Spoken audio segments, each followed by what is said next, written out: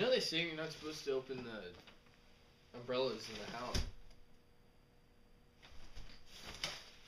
I have got a fan.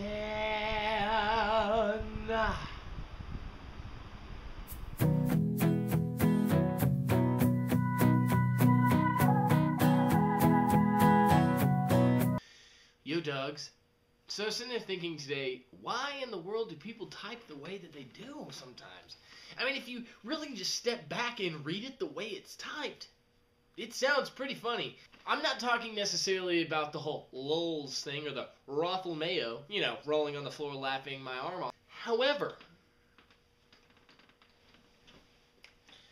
I was thinking, some people that use way too many caps locks or exclamation marks that are just so unnecessary, or just a whole bunch of ellipses.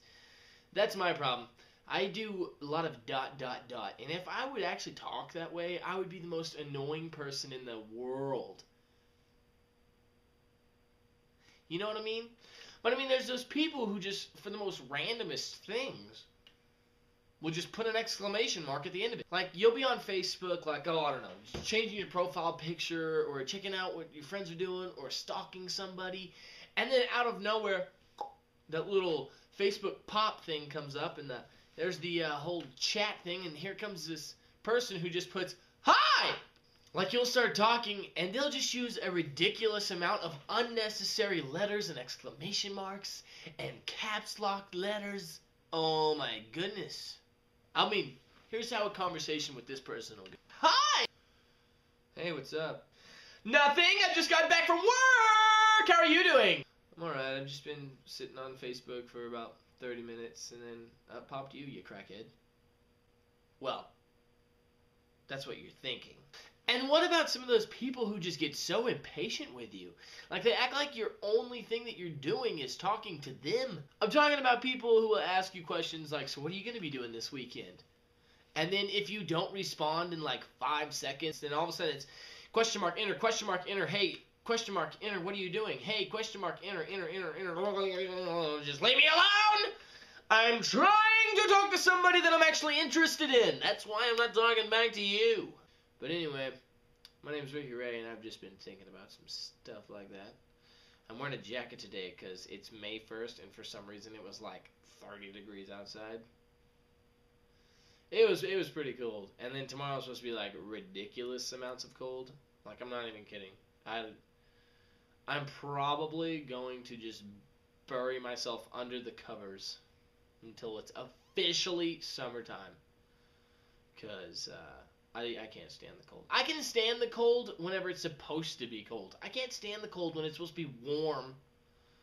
I mean, it's already May 1st. It's supposed to be like, down in Texas, this is where I'm coming from, it's supposed to be like 85 by now, daily. And then once summertime comes, it'll be around 90 to 95 per day, and you'll have the occasional, like, perfect temperature 70 degrees day.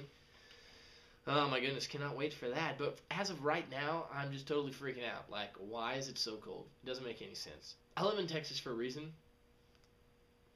And that, my friend, is to be warm. I don't really like the cold that much. Really, the only time I like the cold is whenever it snows. It's just surprising for us, I guess. I mean, like, it's surprising because we don't get snow that often. And really, in a year, down here in West Texas, it'll probably snow, like, 3 or 4 times a year. And that's it. That's all we get. We've had, like, 2 big snows in the past 5 years. But, I mean, when it snows, we take advantage of it. Like, we don't sit there and just say, "Oh, great, it's snow." I mean, we have fun. We go out and find things. Like, me and my brother-in-law, we were sitting there sliding down the overpass one year when it snowed. Because it, like, iced over. I mean, we were, like, risking death going, like, 35 miles an hour down this overpass with our shoes, and that's it. I mean, well, we had clothes on. I mean, like, we were sliding on our shoes. I promise we had clothes on. But yeah, I guess the whole, like, it surprises us thing when it snows, I guess that wouldn't really work for other places in the world. Like, I mean, I don't think the rainforest would be too surprised and have a lot of fun if there was a drought. That would actually just probably stink really bad. And I don't think it'd be too good if like the North Pole or the South Pole had just like an 80-degree heat wave roll through, and all of a sudden the water levels in the ocean have gone up a few feet. That'd be a little terrifying. So yeah, anyway, I guess I've been thinking about stuff like that too, just recently when I was filming. I'm going to let you go now, and you can enjoy whatever it was you were doing before I distracted you. So, live long and prosper, or peace out, or hang loose, or whatever you want to do.